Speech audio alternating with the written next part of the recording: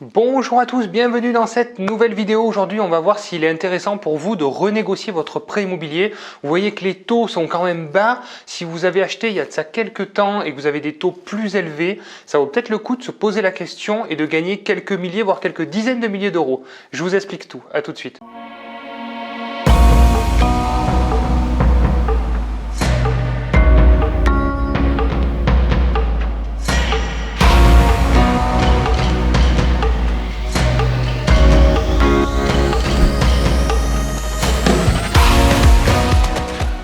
Alors bonjour à tous, bienvenue dans cette nouvelle vidéo. Je suis très content de vous retrouver pour cette vidéo qui, je l'espère, vous fera gagner de l'argent. Voilà, donc ça c'est vraiment cool. J'ai eu cette expérience, en fait, j'ai fait renégocier plusieurs fois mes prêts immobiliers, 2 fois pour certains. Et donc j'ai ce regard, j'ai cette analyse, je sais à quel moment effectivement il faut renégocier, à quel moment c'est intéressant. Donc c'est assez simple, je vais vous donner en fait tous les détails.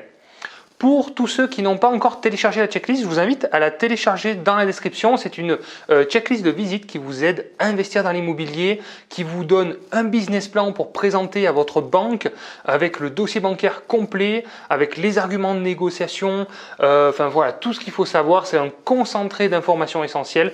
Donc n'hésitez pas à le télécharger, c'est totalement gratuit.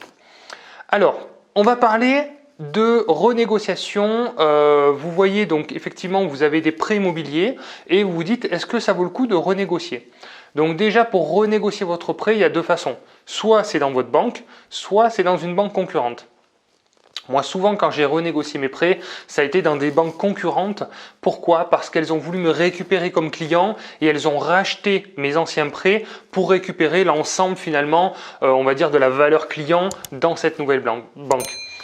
Donc, pour renégocier en interne dans la même banque, c'est plus compliqué. Ils n'aiment pas ça parce que financièrement, pour eux, c'est une perte d'argent. Vous avez signé un contrat à un moment donné, vous êtes engagé et finalement, eux, ils ont emprunté à une certaine somme, ils avaient une certaine marge. Si les taux ont baissé, eux, ça les embête effectivement de faire baisser. Forcément, on comprend très vite, très facilement que ce n'est pas dans leur intérêt.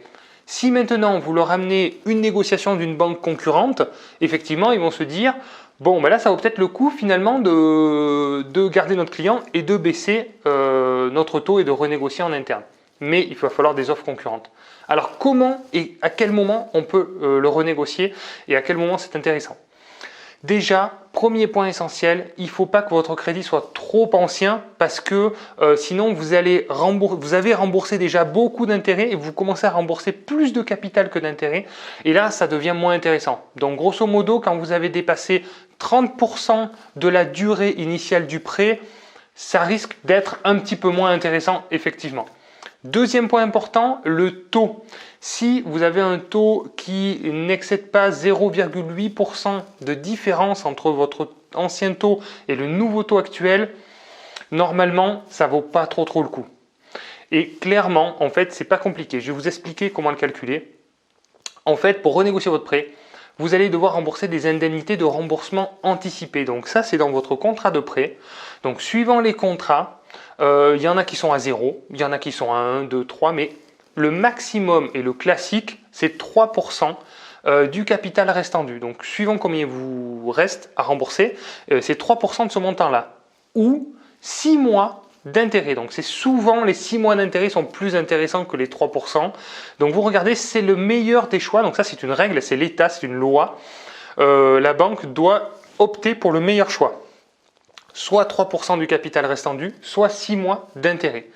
Et donc vous allez calculer, vous allez sur meilleurtaux.com, vous regardez votre capital restant dû évidemment, vous rajoutez les 6 mois d'intérêt ou les 3% et vous regardez sur la durée, la même durée, avec le nouveau taux actuel pratiqué, si les mensualités sont plus intéressantes ou moins intéressantes.